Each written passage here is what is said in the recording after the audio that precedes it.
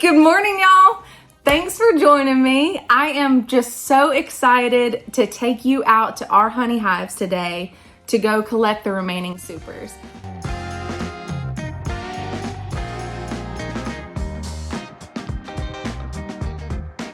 Now, I'll be the first to say, this year didn't go as expected.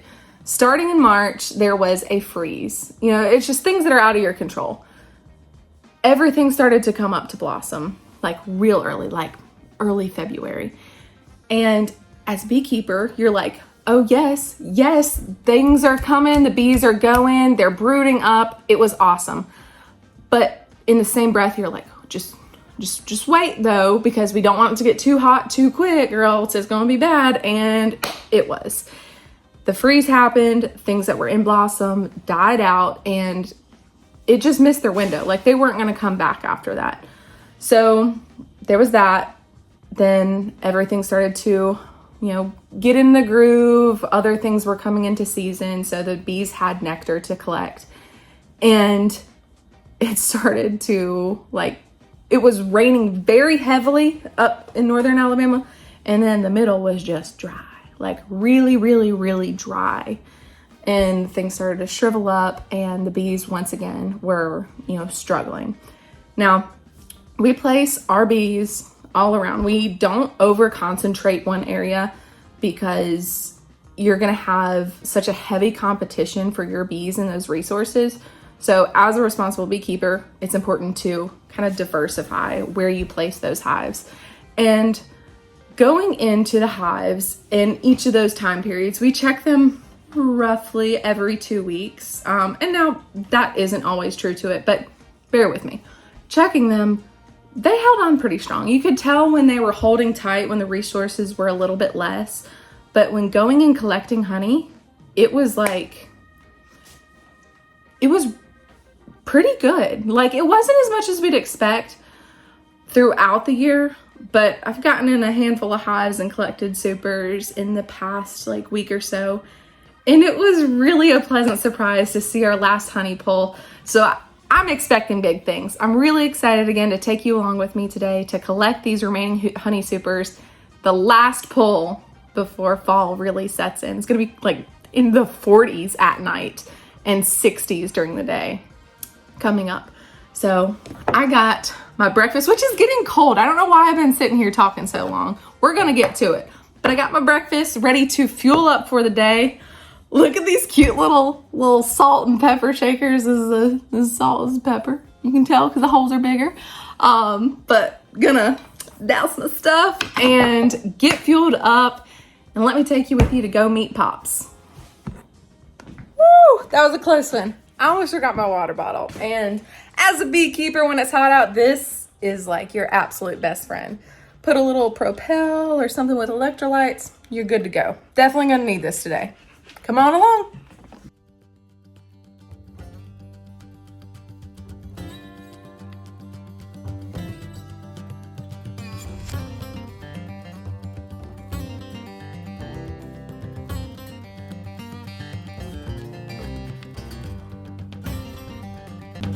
All right, we just pulled up to the bee yard. We call this one Watermelon Patch. Not many watermelons this time of year, but they do have some cabbages started.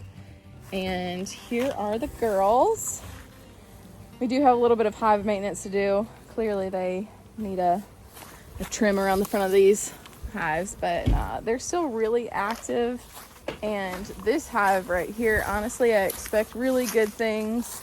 It was a double, so that means they should have brood in both of these boxes and have been heavily working this medium super, but we'll figure out and see, right? Right. That was a swarm too. That was a swarm? That's why it's over there on the side.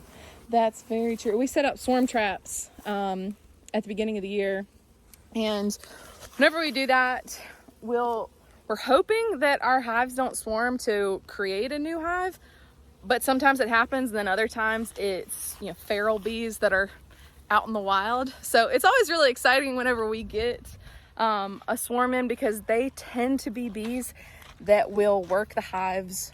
Just they're kind of mean sometimes, depending, not always, but They really work the hives well, and this happens to be one of those kind of case in point where they were super producers. So let me suit up and I'll show you guys inside of a hive.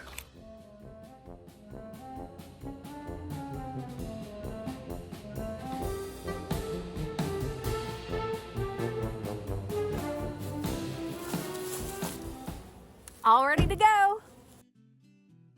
So first things first, we just get the tops off and go ahead and prep the notes of what we're going to be doing today. So whenever we take the honey supers off, we can make sure to note how many frames of honey we actually pulled and from what size super. Now we put fume boards on and we spray it with this stuff called Honey Bandit. The bees don't like it, although it actually really smells quite nice. It smells like cherries.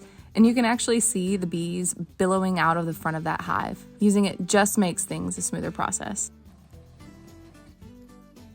Now, this is an up close and personal to show you what it looks like when we first open the top up to a hive and just how many bees are on top of those frames. Now, this was shot at a different bee yard, but this is what we see virtually every single time we go into a hive. Now, just a couple of moments later, maybe like 60 seconds at most, we'll take that fume board off and voila, all the bees have moved down to the bottom brood box or a lower super. It really is just amazing how well the Honey Bandit and other similar products can work to move the bees in such a gentle way.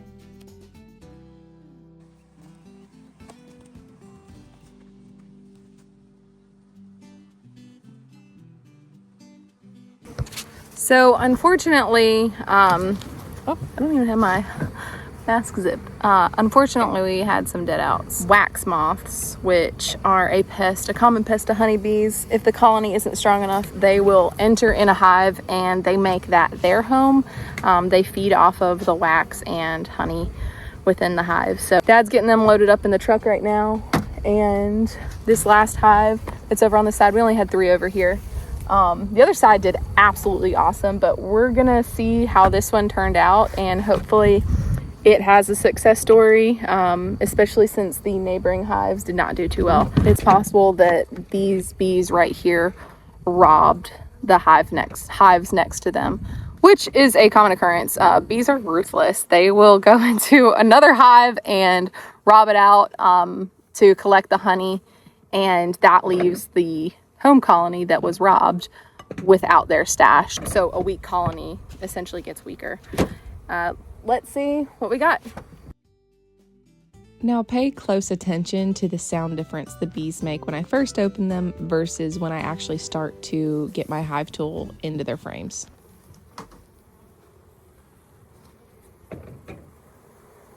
That's a mean hive.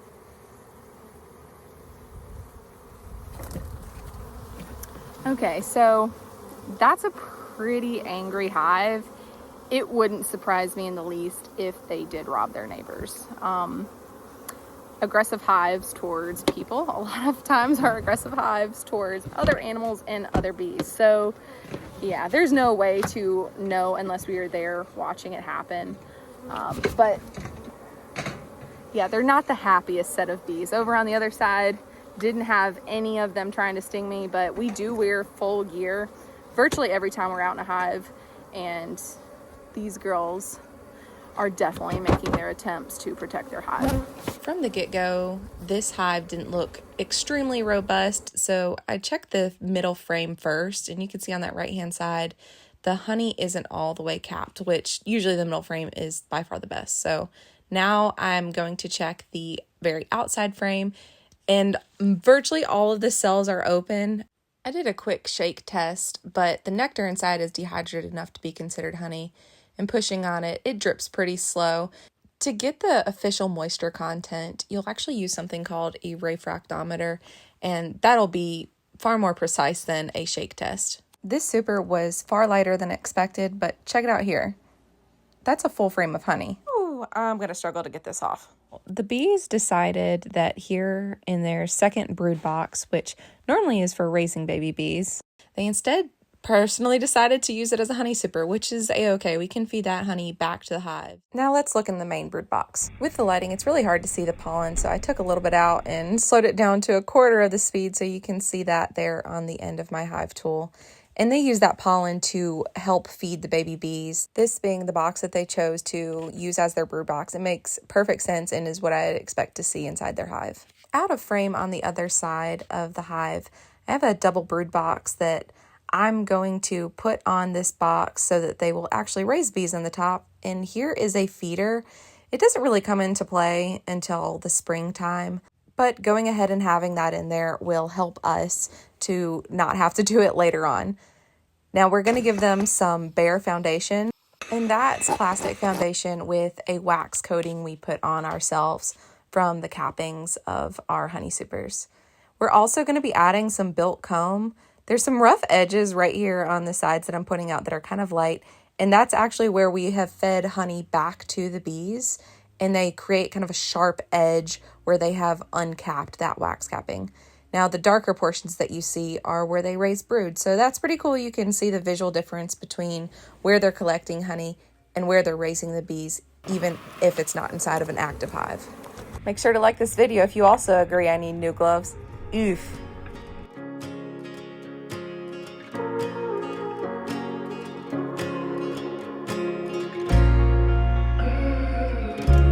Okay, so this is actually really cool. We had come to harvest these last couple, almost fell there. Came to harvest these last few hives that we have out, and the honeybees, surprisingly, they love cotton. And we are out here driving by, and I am surprised there are blossoms on here. And what happens when cotton blooms, it actually is, I might get this opposite, but it's a white bloom on the first day, and then it turns into a pink bloom on the second day. There's actually 2 of them here together. That's, I feel like, pretty cool to see. But then they expire, and then they'll turn into a bulb, which I'm sure there is one closed up. That's a cotton bulb. I might be getting that wrong. And then ultimately it produces the cotton that we all know and love. And yeah, we were just really shocked to see that there were any blossoms still left. So it is possible that the bees will still be collecting nectar, as well as on the goldenrod here too, but it's gonna be cooling down. So we're gonna go ahead and get all those supers off, just to tuck the bees in for winter and make sure that they're all taken care of. A couple days isn't going to make that big of a difference this time of year. So the hives that we are actually headed to now, they're pretty mean. So either Dad or I are going to get the smoker fired up, and giving them a little puff of smoke will make it to where they just are a little less aggressive. The smoke kind of confuses them, calms them down.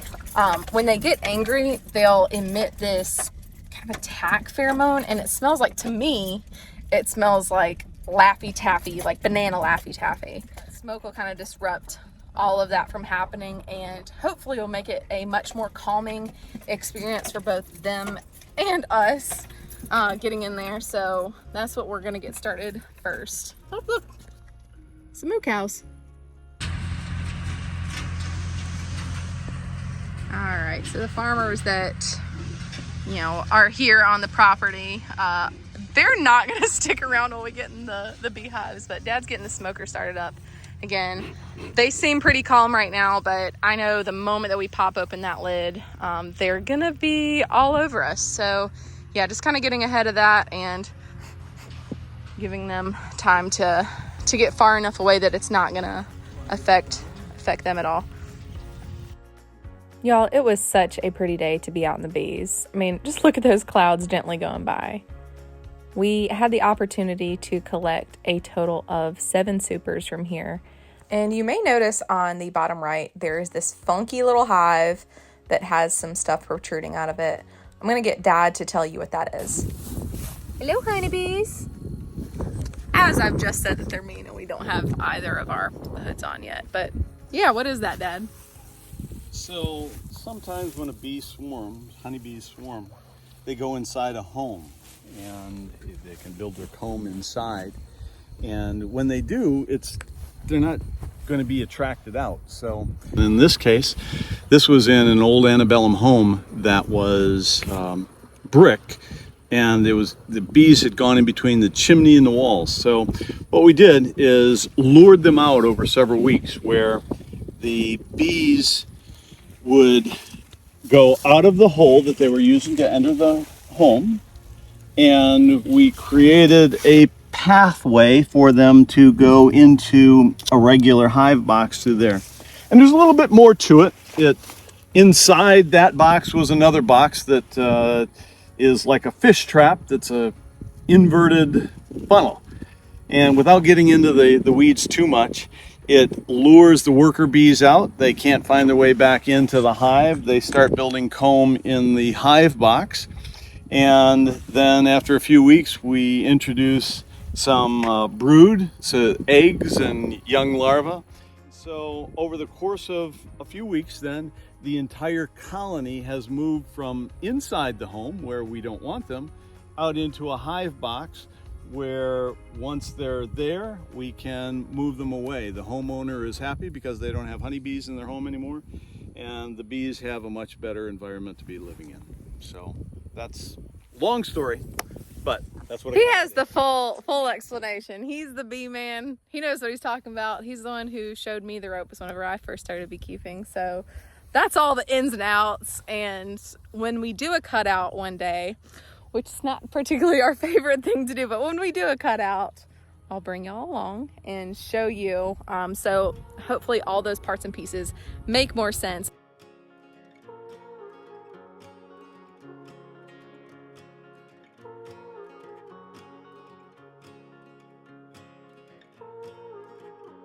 Back at it again. As I mentioned, we harvested 7 supers, so technically we had 8 on there, but one of them wasn't full enough to really be considered a harvested honey super.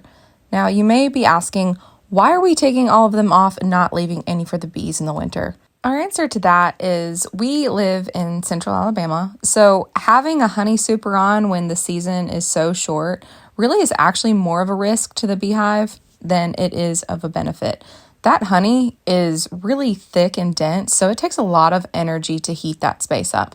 It may seem a little bit contradictory that we are putting on a double brood box, but again, we're really closely monitoring our bees, so if they aren't able to support that much space, we'll make sure to take it off. It's kind of trial and error, but getting ahead of it before it actually is too much of an error. Another thing that we do that some people outside of the beekeeping world find interesting is we use a blower to actually remove the bees from the honey supers. While the Honey Bandit spray works exceptionally well, there's always a few stragglers behind, and this allows us to just kind of gently blow them out of the remaining frames and keep from having to really physically disturb them with a bee brush. Now, I'm not going to tell you that a bee brush is really harsh because it's super gentle. It's made that way. It's made out of horsehair, so it will, kind of gently move the bees off the hive. But this is just our way of doing it. Power tools are a wonder of the modern world, and we're going to use them when it makes sense. So yeah, it's pretty noisy, but girls got to do what a girl's got to do. Now it's time to pack up and get on the road. If you've made it this far in the video, I just wanted to say thank you so much. Please feel free to like, subscribe, and comment below. I respond to all comments. And remember, in a world where you can be anything, y'all be kind. I might want to say, Are you doing that for the video? Because I think you're butting the video instead of the fume board. What? You're... No, I wasn't doing it for the video. Why don't you spray it right here?